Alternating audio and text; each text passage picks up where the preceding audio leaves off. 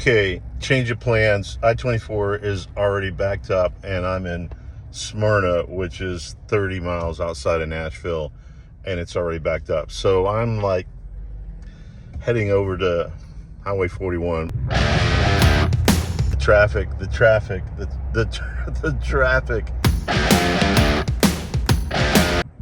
7:30. There's no way I'll be there by 7:30. It's just about 30 miles where I'm going. It's just Nashville traffic.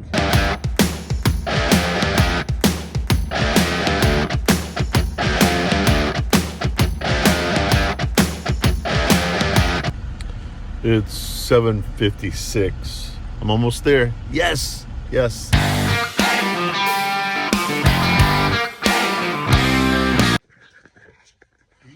Okay, I made it. It's awesome. Do what?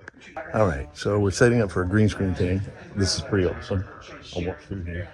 Part of what you do is start it there, jack it partially on, so we'll get you taking it off. And this will be a really cool effect. You've already got the sunglasses well positioned. Thank you. I'll show you what it looks like a little later. They're on the treadmill. Or would it be easier if it was a tad faster? It's really neat.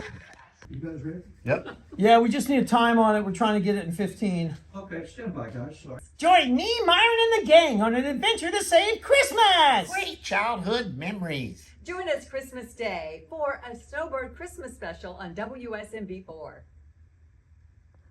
20. That's a 20? Wow. When I called it's 20. It was actually a 17 and a half, but yeah. Okay, we gotta do. We gotta whack more. Okay.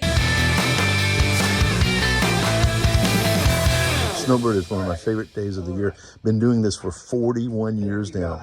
Can't believe it. And that means 41 years of developing great friends. He started when he was 4. That's right, I did. Yes, it was an awesome day. And of course, now I'm back in the traffic in the interstate in Nashville. It's, what is it? It's almost 9 o'clock at night. Heading back to my hotel, and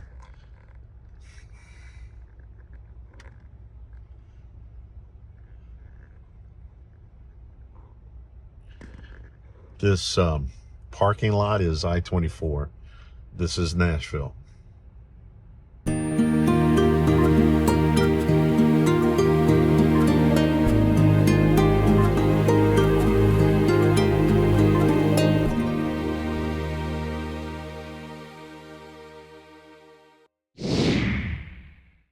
Wow, I'm so glad to be out of the traffic. The traffic, ridiculous. Not so smart, some of the turns I made. I tried to go around and never mind. Today we're going to talk about connecting and living wisely, and how smart it is, and how to make good decisions, and how to avoid regrets, and how to walk a path that honors God. If we're honest, we always try to achieve wisdom in isolation.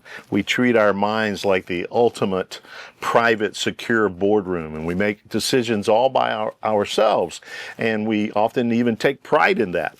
But the beautiful thing is, God never designed wisdom to be a solo sport.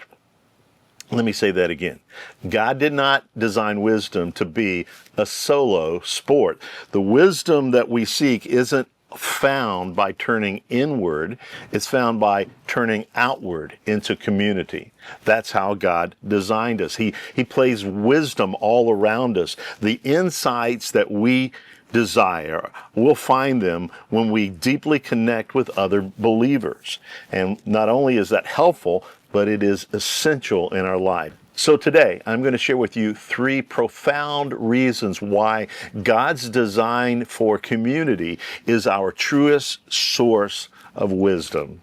So here's the first one, the danger of the isolated mind. The first point is quite simple. We all have blind spots, right? We all have blind spots. Relying solely on our own intellect, our own experience, our own feelings is a fundamentally flawed way to think, because we are all susceptible to our own biases, to fatigue. We simply can't see everything that we are trying to navigate. It's like being in a room and the lights are off. You're going to bump into stuff. You've got to turn the lights on. The Bible is very clear about this. with the danger of self-trust. We see this in Proverbs 28:26. Whoever trusts in his own mind is a fool, but he who walks in wisdom will be delivered. This verse isn't meant to be harsh. Quite the opposite. This verse is a warning. This verse helps us to understand what we are facing when we close our mind, when we do not allow others to help us. When we isolate ourselves in our own thoughts and our own decisions, we're playing the fool. It's not about being unintelligent. It's about being uninformed. We must have external. We must have godly truth. We must walk in wisdom and acknowledge our own limits and step outside the echo chamber of our own thoughts, of our own minds. So that's the first point. Here's the second one: the power of the collective insight.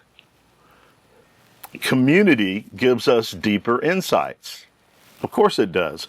When we submit our situation, our dreams, our dilemma to our spiritual family, we gain something invaluable, and that is we gain diverse perspective. Think about it. Each person in your community comes from a different background, a different calling, a different set of life experiences, and they bring all of this to the table. When we share openly, when we don't just go to the first answer, one answer, we get a collective body of evidence to inform our choice. Someone might have been where you're going, or they've experienced the things that you've experienced, and someone else may see a flaw in your plan, or see something that might lead to failure. This isn't just pooling opinions, it's how we learn more and gain a deeper insight. Leading us ultimately to making better decisions.